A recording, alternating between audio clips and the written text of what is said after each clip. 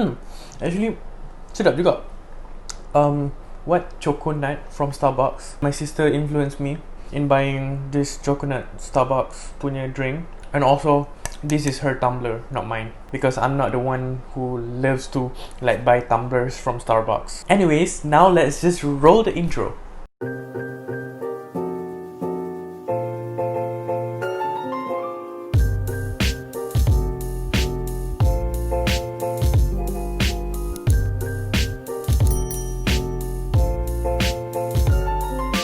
Hi guys, I'm Iman and welcome back to my channel. So, kalau korang dah tengok my previous video, which was the first part of my extreme room makeover, so this is basically the follow-up video on my extreme room makeover. So, kalau korang belum tengok lagi the previous video, I highly suggest for you to watch that video first and then come back to this video so that korang faham apa yang aku dah buat before aku start painting my room, and I'll leave a link to that video here.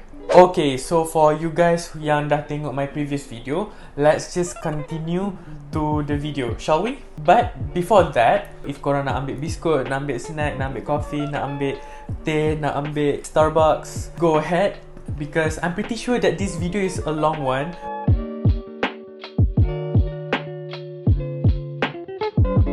So before I start painting my room, I prep my walls first. So since there are electric sockets, plugs, apa semua on my walls, I need to cover the plug with masking tape. So what I did was, I used masking tape to cover the electric sockets on my walls, so that nanti bila aku cat bilik aku, cat tu takkan kena pada plug-plug. Since I have like plastic leftovers in the house, I use that plastic untuk cover lantai dekat bilik aku, so that nanti time aku cat bilik, kalau cat tu tumpah, dia tak kena straight pada lantai. I cut the plastic into a long piece, and then after that I start to arrange the plastics on my floor.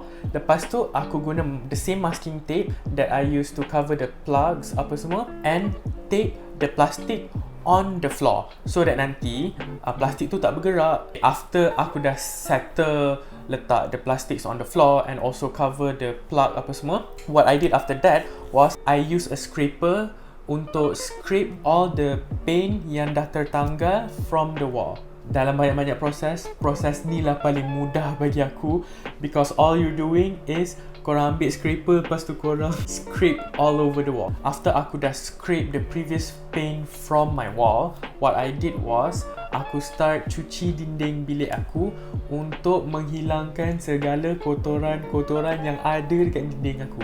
Sumpah dinding bilik aku like damn nasty, like I swear to God. Apa yang aku guna untuk bersihkan dinding bilik aku adalah aku guna air, sabun, berus gigi yang dah tak guna, berus dan juga kain lap. Bila habuk tu dah clear, actually it will make the paint last longer on your walls. So aku tak nak lah aku cat kali ni, nanti in 2 years time I have to repaint my wall because ada dah crack ke apa ke. So I don't want to go through that hassle. So might as well aku bersihkan dinding-dinding bilik aku and then cat, so that it will last like for 10 to 20 years. Selepas aku dah cuci dinding bilik aku, what I did after that was aku guna wood filler untuk cover balik lubang-lubang paku yang ada dekat dinding aku, so that nanti bila aku cat tu akan jadi smooth instead of bila cat ada lubang. So I use wood filler untuk cover those lubang. But then guna wood filler ni, tak semua gaps yang ada dekat dinding dia boleh cover. So what I did was aku guna caulking gun untuk fill the gap in between the walls. So macam mana gap yang susah nak cover by the wood filler, aku guna caulking gun. After dah guna the wood filler and also the caulking gun, if you want to get a smoother surface of the wood filler and the caulking gun, what you can do is you can use a sandpaper and then sand the surface down so that nanti dia jadi smooth. So bila korang cat nanti, the surface will be smooth as a baby's butt. Gitu.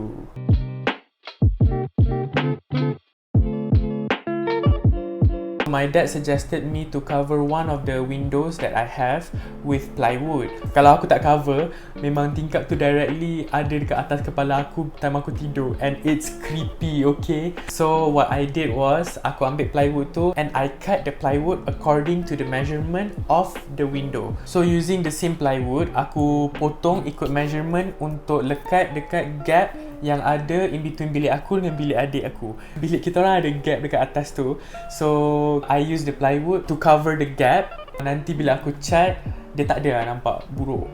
Do you get what I mean? After aku dah potong the plywood, I asked for my dad's help to screw the plywood on my windows and also on the gap between my room and my sister's room. I swear to God, I don't know the name of this tool, but I use this tool untuk screw in the screws through the plywood so that dia melekat dekat tingkap aku, and also to all the other places yang aku nak cover. After the plywood dah secure dekat dinding aku buat kerja seorang lah.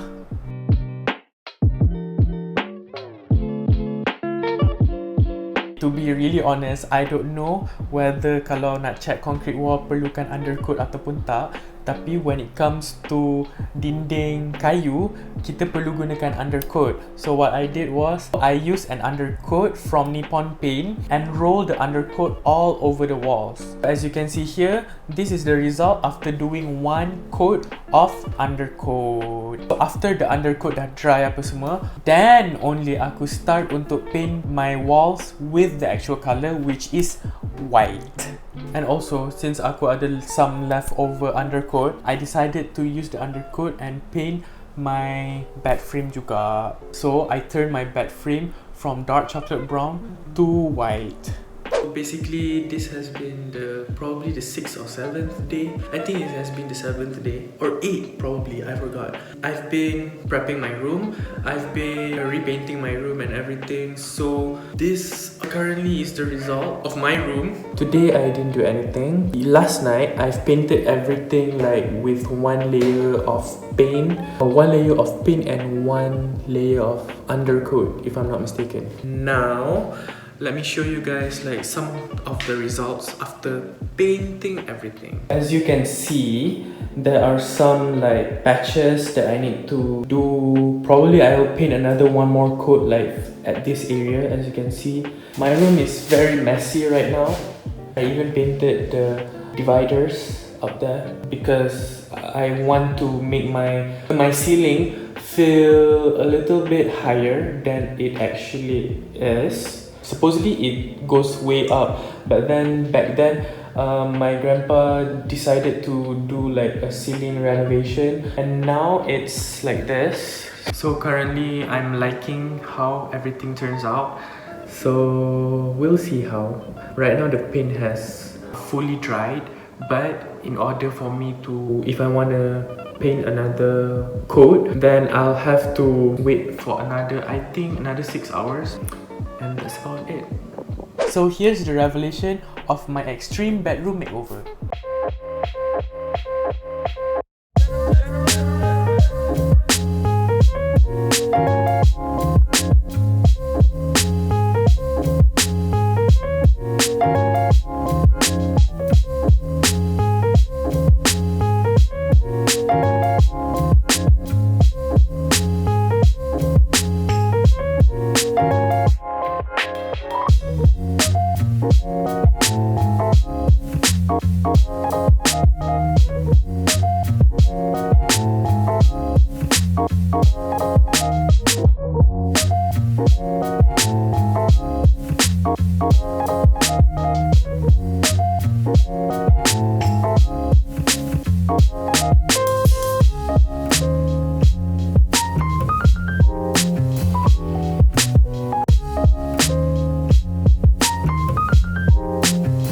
I know, bilik aku nampak macam biasa je sebenarnya, but I haven't finished decorating my room. So this is like still an unfinished room, to be really honest. Thank you guys for watching this video. I really appreciate it. Anyways, if you guys enjoyed this kind of video, please give this video a thumbs up so that it kind of motivates me to produce more videos like this in the future. And guys, after aku dah siap decorating my room, maybe lah, aku akan buat room tour video. So if you guys don't want to miss that video, you guys can subscribe to my YouTube channel and also turn on the notification bell so that if aku post a new video in the future, you guys will not miss it. Okay, I think that's it for today's video. So I'll be seeing you guys on my next video. Bye!